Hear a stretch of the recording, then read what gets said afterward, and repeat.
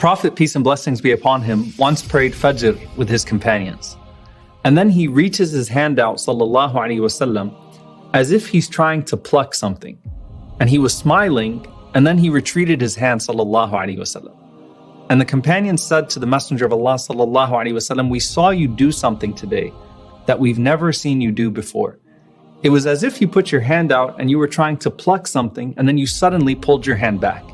And he said, sallallahu alaihi wasallam, إِنِّي رَأَيْتُ الْجَنَّةِ فَتَنَاوَلْتُ مِنْهَا عُنْقُودًا وَلَوْ أَخَذْتُهُ لَأَكَلْتُم مِّنْهُ مَا بَقِيَتِ الدُّنْيَا.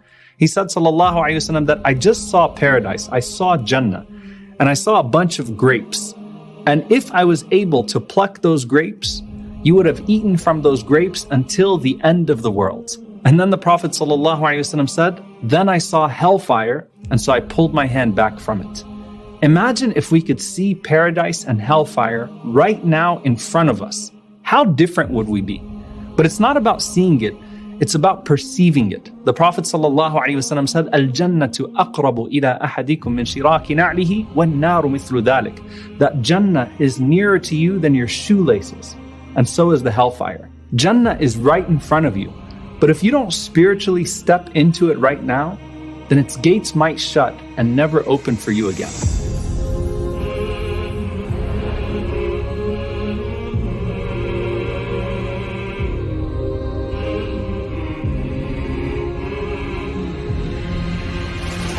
The Prophet ﷺ said, لَمَّا خَلَقَ اللَّهُ الْجَنَّةِ قَالَ لِجِبْرِيلِ اذْهَبْ فَانظُرْ إِلَيْهَا.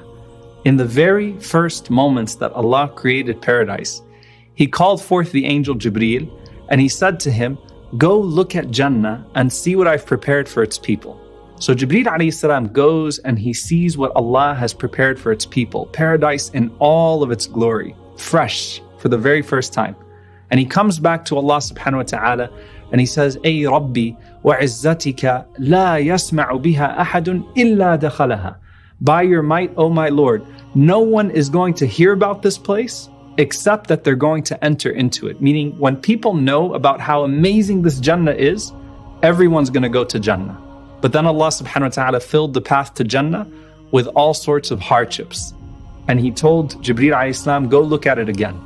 And Jibreel alayhi salam comes back to Allah and he says, oh my Lord, now I'm afraid that no one's going to enter into it. Then Allah said, go look at hellfire and see what I've prepared for its people. So Jibreel alayhi salam comes back to Allah and he says, by your might, O my Lord, no one is going to hear about this place of hellfire and enter into it. Once they know it exists, they're going to do everything they can to stay away from it. Then Allah says, go look at it again. And Allah subhanahu wa ta'ala filled the path to hellfire with desires and ease. And Jibreel alayhi salam came back to Allah subhanahu wa ta'ala and said, oh my Lord, now I'm afraid that no one is going to be able to avoid it. Then Allah subhanahu wa ta'ala says to Jannah, speak, O Jannah. And Jannah says, قَدْ أَفْلَحَ الْمُؤْمِنُونَ. The believers have succeeded. And Jibreel alayhi salam and the angels respond to paradise and they say, طُوبَى لَكِ مَنْزِلُ الْمُلُوكِ. Blessed are you, the home of kings.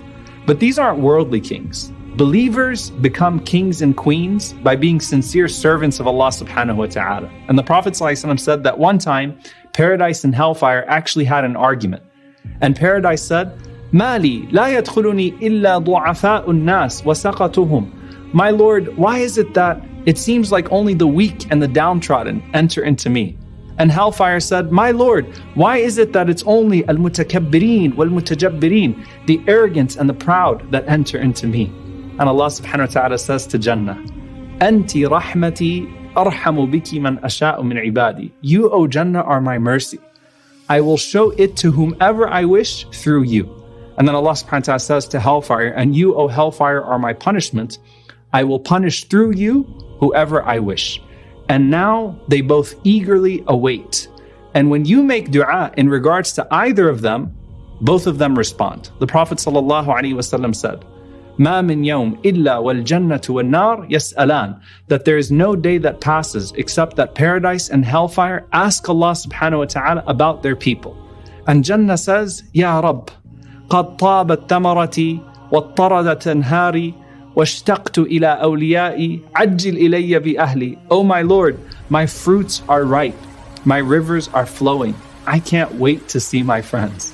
Bring my people quickly to me. And Hellfire says, "Oh my Lord, my heat has become intense. My depth has gotten deeper, and my flames are bursting with fury. So bring my people quickly to me." May Allah subhanahu wa ta'ala make us from the people of paradise. SubhanAllah, look at Allah's mercy.